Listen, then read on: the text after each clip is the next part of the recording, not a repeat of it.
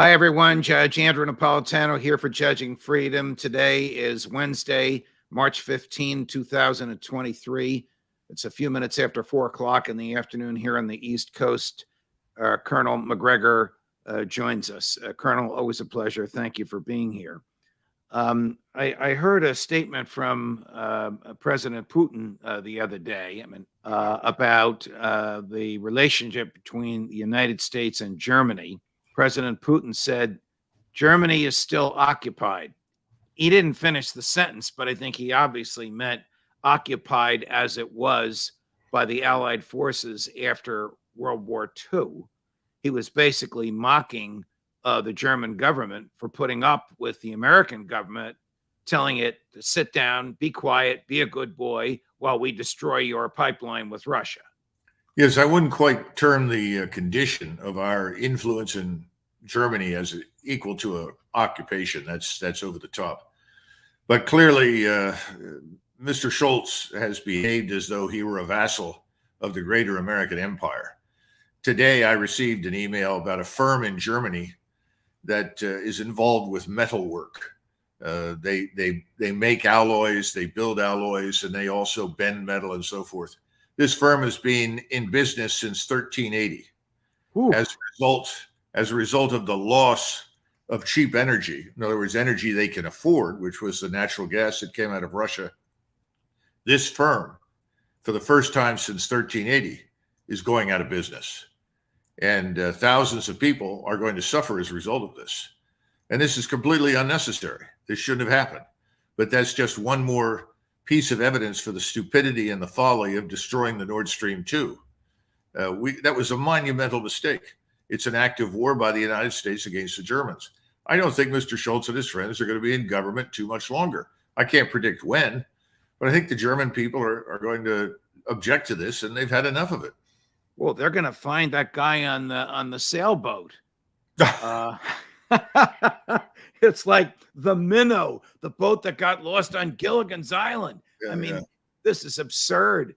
Well, actually, I think we have to give Gilligan more credit. He'd have done a better job, at least of creating fiction. Now, this is utterly absurd, but this is the CIA. And you're making an important point. If you look at the recent articles that have come out in the New York Times and the Washington Post, just within the last 48 hours, we're now beginning to see the truth actually creep into articles about the Ukraine war. And what I'm talking about are the horrific casualties that the Ukrainians are taking, the devastating impact of Russian artillery and Russian rockets and missiles, the terrible conditions for life for the people in Ukraine. It's actually being mentioned now. So that's a good thing.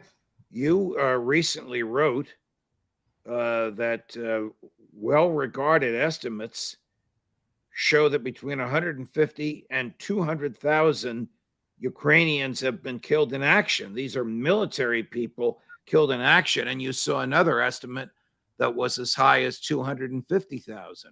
Yes. How big is their army? How much longer could they tolerate a loss of 200,000 in 12 months? Well, this is another important question. And I think Ukraine has actually built 3 armies.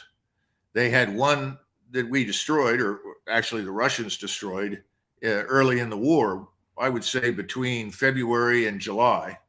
A second army was configured, equipped, and sent into action after July, and that one was largely destroyed by Christmas.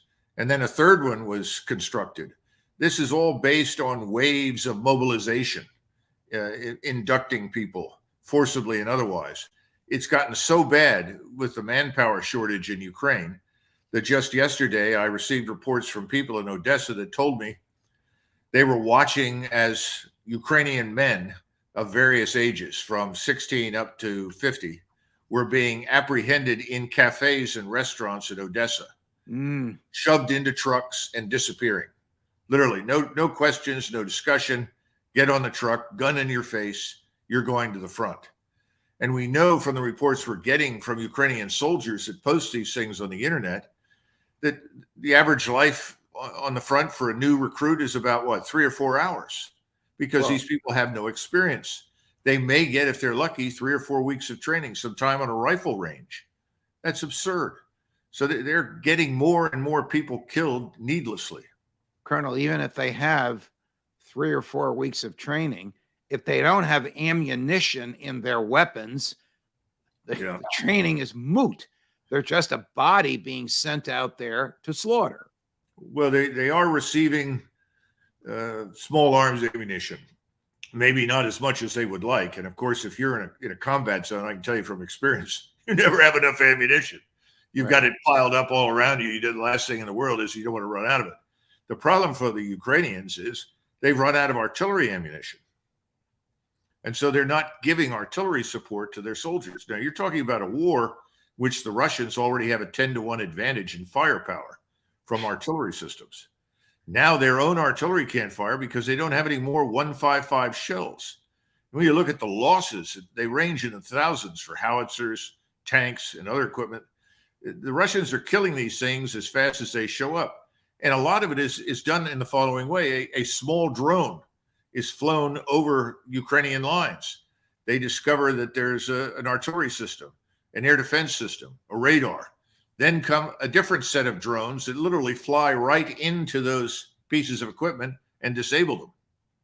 And then if that's not enough, rocket artillery rains down on what's there and kills everyone. So this is a sort of procedure that goes on again and again and again. Let's talk a big picture in a piece you recently published with apologies to Winston Churchill entitled The Gathering Storm. Great title, Colonel.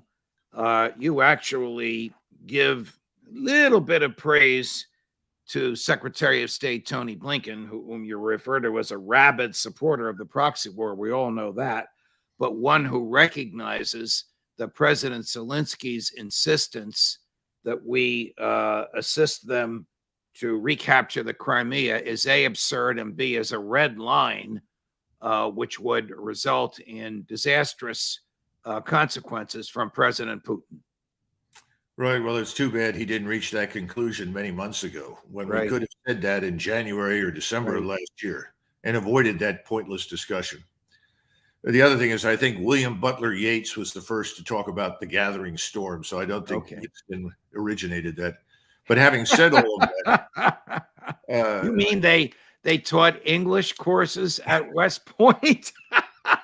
I think we couldn't resist. I love Yeats. We did have some pretty good English instructors. I got to give them credit at West Point. Actually, the best one I had was at VMI, but that's a long story. Anyway, the point I'm trying to make is that people inside the administration, not just the Secretary of State, are realizing this is an unwinnable war for the Ukrainians. They know that. They know the true picture, the real losses. Remember that when Zelensky and his general Zaluzhny came over here, in private, they were very frank and open about the seriousness of the situation. They were afraid of an immediate Russian offensive. This is in January. That didn't happen, fortunately, because of the weather. That gave them a new lease of life through the spring. And so they hoped that they would get this massive influx of equipment.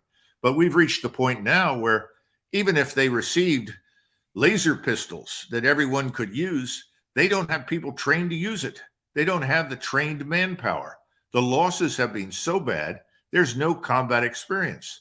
People like that just show up and die. And that's exactly what's happening in eastern Ukraine. So when President Zelensky says publicly and privately, I assume privately, we want you to help us liberate Crimea, is he dumb like a fox? Is he really asking for more than he expects to get so that what he does get will be enough to achieve realistic goals?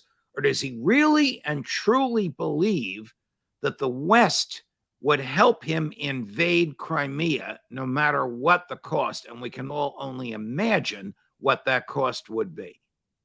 I think that he's been told several times over the last several years as this war approached. Remember, this is not a surprise. Right. The Ukrainian military was built expressly for this purpose of fighting Russia.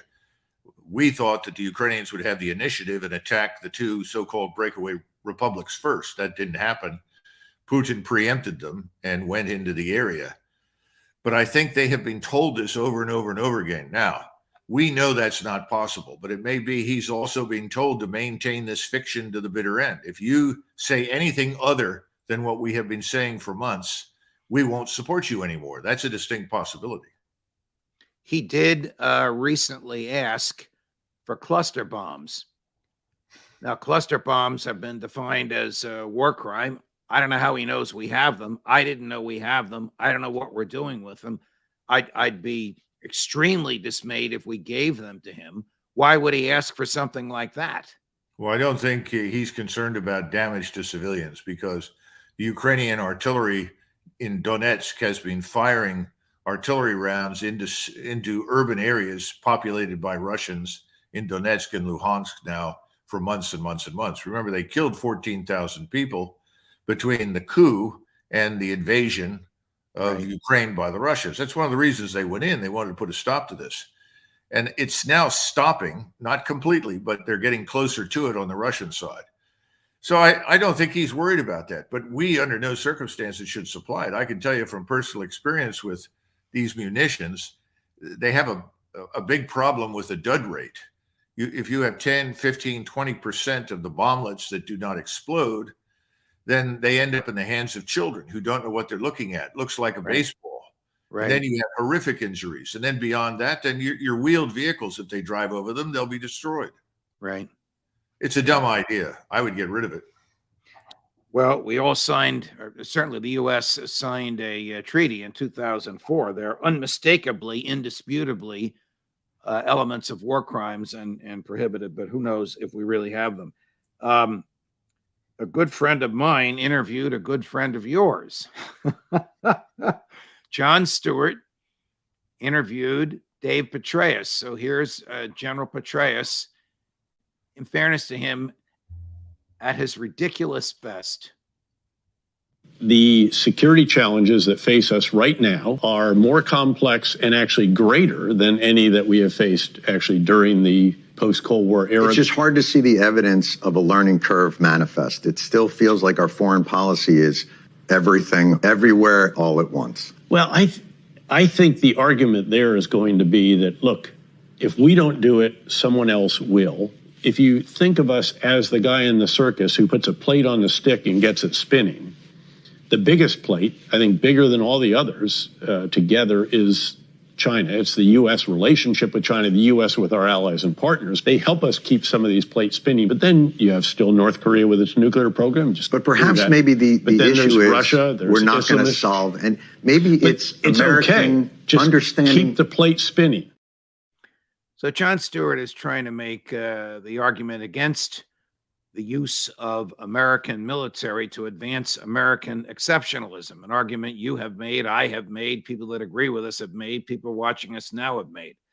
What the hell is Petraeus talking about? Plates spinning. Do you know? Can you guess? Oh, yes. Yeah, absolutely. First of all, of the two comedians, I thought that Jon Stewart was far more persuasive, obviously. And yes. Insisting, we can't afford to be everywhere doing everything all the time. He could have added one more point that no one wants to admit in Washington. We don't need to be everywhere doing everything all the time. See, Petraeus lives in this fantasy world where the world is full of threats. Everyone is a potential enemy. And there are only certain people who are friends and everyone else is an enemy. Therefore, there are lots of enemies. So we have to be everywhere. And we can't succeed. He knows that. We can't win, but that's all right. You just stay there in perpetuity. In other words, it's like Afghanistan. You could stay in Afghanistan for 50 more years and have no impact whatsoever on the place. That's okay. The point is to stay for 50 years. So what military or what American benefit is there to follow the advice that General Petraeus had offered? Oh, none. Why he says stuff like that, I guess he still wants to be considered relevant with his successors in the Defense Department or the Central Intelligence Agency, but it obviously has no credibility. And you're right, even though they were talking over each other, unlike you and I, and I'm not critical of John, that's his style, and he is my friend, and I spent a lot of time with him on his show, The Daily Show. But for the general to say we're spinning tops or spinning plates like a guy in the circus, and that's really our goal, is absurd, meaningless, and indicative of just send the troops in and let them stay there. Do I have that right?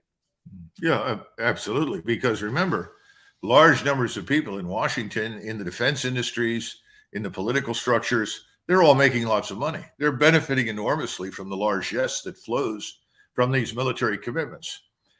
Now we are running ourselves into bankruptcy. And what you are seeing unfolding, I think, has a very high probability of becoming far, far worse than anything we saw in 2008. Now, I could be wrong.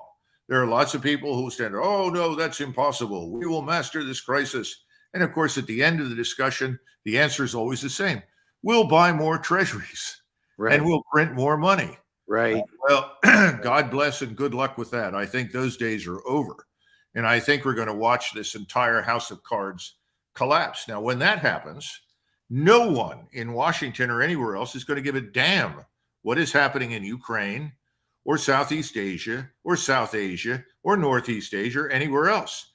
We're going to bring the troops home because we can't afford to keep them there. You're going to see fleets of ships docked on the east and west coast because we can't afford to keep the surface fleet at sea. And then the question is, well, if we don't do that, the world will end, right? No, it won't. We're going to discover that it didn't make that much difference to begin with, that we've been scammed, we, the American people. But we're not there yet. But I think that's where we're headed. I'd be surprised if President Biden is still in the White House in 90 days.